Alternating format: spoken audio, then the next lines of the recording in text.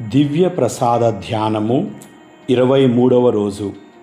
దివ్య ప్రసాదము ప్రేమ పరిపూర్ణ వ్యక్తీకరణ. ప్రియులారా, యోహాను సువార్త 15వ అధ్యాయం 13వ వచనములో తన స్నేహితుల కొరకు తన ప్రాణమును దారపోయి వాని కంటే ఎక్కువ ప్రేమ గలవాడు ఎవడునూ లేడని ప్రభువు బోధించారు. యోహాను సువార్త 3వ అధ్యాయం 16వ వచనములో దేవుడు లోకమును ఎంతో ప్రేమించి తన ఏకైక కుమారుని ప్రసాదించెను. ఆయనను విశ్వసించు ప్రతివాడును నాశనము చెందక నిత్య జీవమును పొందుటకై అట్లు చేసెను అని దేవుని ప్రేమను ధ్యానిస్తున్నాము. ప్రియులారా, దివ్య ప్రసాదము దేవుని ప్రేమకు అత్యున్నత బహుమతి.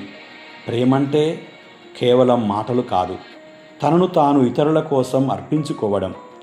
యేసు తన ప్రేమను మాటలతో మాత్రమే కాకుండా తన శరీరాన్ని, రక్తాన్ని మనకిచ్చి చూపించాడు.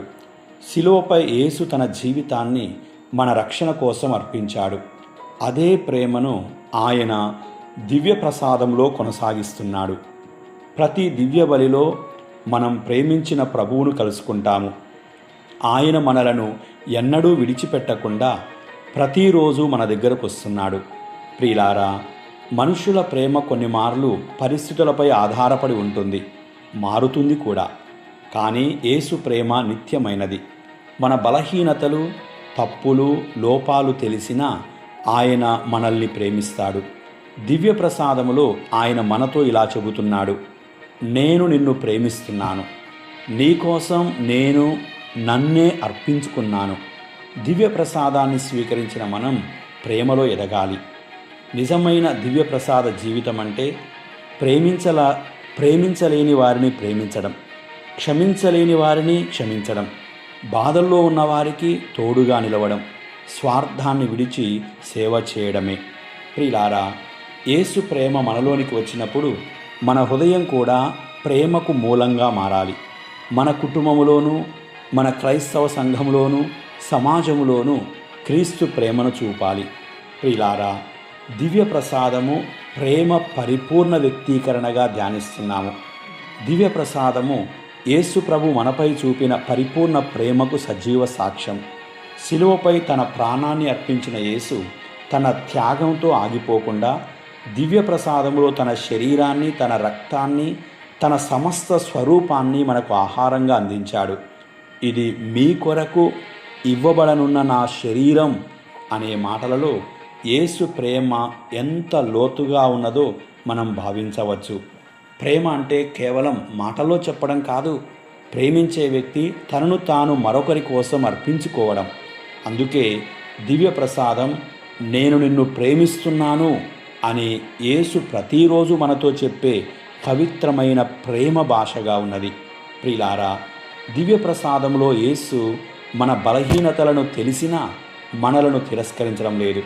మన పాపాలను తెలిసినా తన కృపకు మనల్ని ఆహ్వానిస్తున్నాడు. మనం ఒంటరిగా ఉన్నప్పుడు ఆయన మనకు తోడుగా ఉంటున్నాడు. బాధల్లో ఉన్నప్పుడు ఓదార్పునిస్తున్నాడు. నిరాశలో ఉన్నప్పుడు ఆశను నింపుతున్నాడు. దివ్య ప్రసాదాన్ని స్వీకరించడం ద్వారా మనం యేసు ప్రేమను పొందడమే కాకుండా అదే ప్రేమను ఇతరులకు పంచే బాధ్యతను కూడా స్వీకరిస్తాము. మన కుటుంబంలో క్షమించడం, బాధించిన వారిని ప్రేమించడం, అవసరంలో ఉన్న వారికి సహాయం చేయడం, ఆకలితో ఉన్న వారికి ఆహారం ఇవ్వడం, ఒంటరిగా ఉన్న వారికి తోడుగా నిలబడడం, ఇవన్నీ దివ్య ప్రసాదములోని యేసు ప్రేమను మన జీవితంలో వ్యక్తపరిచే మార్గాలే.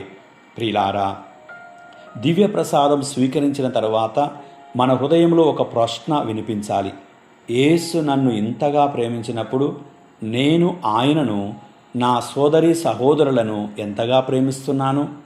యేసు మన కోసం తనను తాను పూర్తిగా ఇచ్చినట్లే మనం కూడా మన సమయాన్ని, శక్తిని, ప్రతిభను, ప్రేమను ఇతరుల కోసం అర్పించాలి. ప్రియులారా, దివ్య ప్రసాదం మనలో నిజమైన ప్రేమను పెంచినప్పుడు మన మాటలు మృదువుగా ఉంటాయి, మన హృదయం క్షమాపణతో నిండుతుంది, మన చేతులు సేవకు సిద్ధమవుతాయి. దివ్య ప్రసాదము యేసు ప్రేమను మనలో నింపుతుంది. మన ద్వారా ఆ ప్రేమను ప్రపంచానికి అందించే పరిపూర్ణ వ్యక్తీకరణగా మారుతుంది. కథోలిక శ్రీసభ అధికారిక బోధనలో దివ్య ప్రసాదము క్రైస్తవ జీవితానికి మూలము, శిఖరముగా ఉన్నదని బోధిస్తుంది. ఎందుకంటే ఇందులోనే క్రీస్తు తనను తాను మనకు ఇచ్చిన ప్రేమ సంపూర్ణత కనిపిస్తుంది. ప్రియులారా, దివ్య ప్రసాదము మనలను క్రీస్తు ప్రేమలో భాగస్వాములను చేసి ప్రేమలో జీవించడానికి శక్తినిస్తుంది. కథోలిక శ్రీసభ చరిత్రలో పునీత ఫిలిప్ నేరి గురించి గొప్పగా చెప్పుకోవచ్చు. ఆయన దివ్య ప్రసాద ప్రభువు ఎడల చూపించిన ప్రేమను ఈరోజు మనం నేర్చుకుందాం. పునీత ఫిలిప్ నేరి గారు దివ్య ప్రసాదముపై ఎంతో ప్రేమ కలిగి ఉన్నారు. ఆయన దివ్య బలి అర్పించే సమయంలో యేసు ప్రేమను లోతుగా అనుభవించేవారు. ఒకసారి ఆయన దివ్య బలి సమయంలో దేవుని ప్రేమలో అంతగా మునిగిపోయారని, ఆయన హృదయం దేవుని ప్రేమతో మండిపోయిందని శ్రీసభ సంప్రదాయం చెబుతుంది. ఆయన జీవితం మనకేం నేర్పిస్తుంది?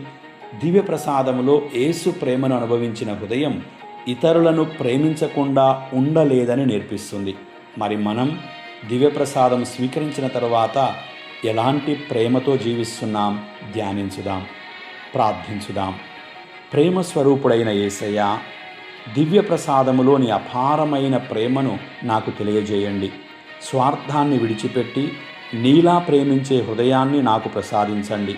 నా మాటల్లోనూ, పనుల్లోనూ, జీవితంలోనూ నీ ప్రేమకు సాక్షిగా ఉండే కృపను దయచేయండి. ఆమేన్. దివ్య ప్రసాద యేసయ్య, నీ ప్రేమతో నా హృదయాన్ని నింపండి. దివ్య ప్రసాద యేసయ్య, నీ ప్రేమతో నా హృదయాన్ని నింపండి. దివ్య ప్రసాద యేసయ్య, నీ ప్రేమతో నా హృదయాన్ని నింపండి. ఆమేన్.